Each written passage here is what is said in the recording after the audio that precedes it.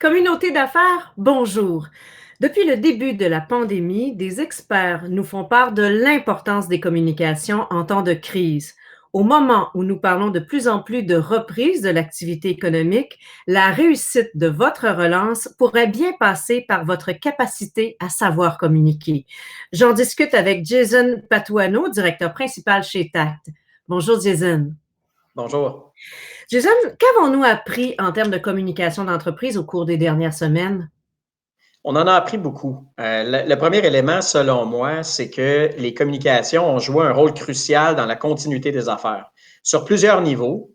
Le premier étant sur, bien entendu, les entreprises ou les industries qui ont réussi à transformer un peu leur opération, leur modèle d'affaires pour pouvoir envoyer des employés en télétravail et à maintenir le lien d'emploi avec les gens. Donc, cette capacité-là de garder leurs gens connectés a fait en sorte vraiment de contribuer à ce que leurs entreprises puissent continuer d'opérer.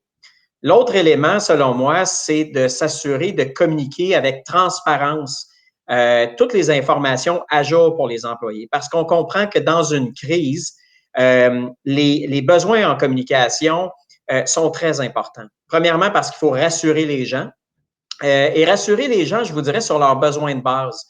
Souvent, les entreprises se questionnent à savoir, OK, quel genre d'informations on devrait communiquer aux employés dans une période difficile comme celle qu'on vit présentement avec la COVID-19. Je vous dirais que l'élément le plus crucial en ce moment, c'est de s'assurer de répondre à leurs questions de base, du genre, est-ce que je vais avoir un emploi? Est-ce que je vais être en mesure de payer mon loyer? Est-ce que je peux faire confiance à mon employeur? Donc, si on trouve une façon rapidement de répondre à ces besoins de base-là, ça va faire en sorte qu'on va se garder une troupe, un groupe d'employés qui va être mobilisé, engagé, qui va nous permettre de passer à la suite de la crise.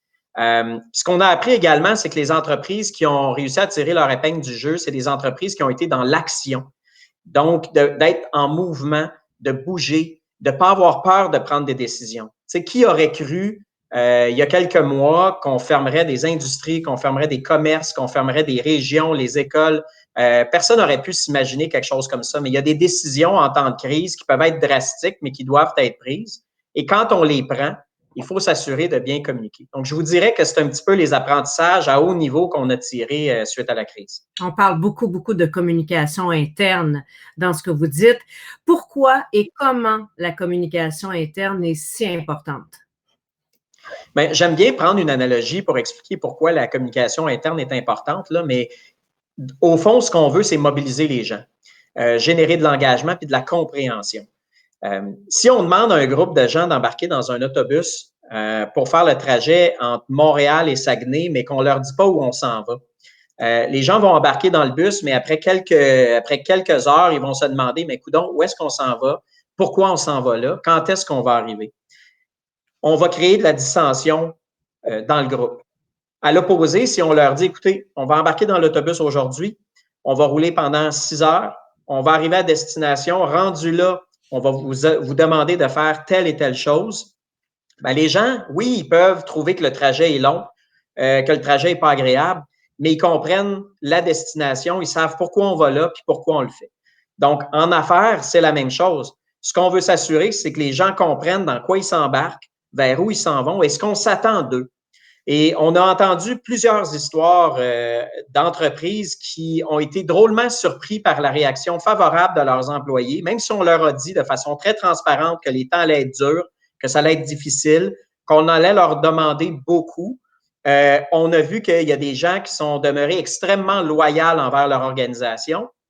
Donc, pour moi, la communication interne est vraiment un vecteur d'engagement, de fierté, de mobilisation. Et c'est quelque chose qu'on doit faire, mais pas juste durant une crise. Il faut s'assurer d'avoir un niveau de communication adéquat avant, pendant, après la crise, parce que c'est de cette façon-là qu'on peut s'assurer que les gens soient mobilisés et aient envie de nous aider à passer à la prochaine étape. Donc, ce qu'on comprend, le plus grand conseil, communiquer, communiquer et ne jamais arrêter de communiquer. Absolument. Jason Patuano, merci beaucoup de cette entrevue aujourd'hui et je rappelle que vous êtes directeur principal chez Tact. Ça me fait plaisir. Merci beaucoup. Merci.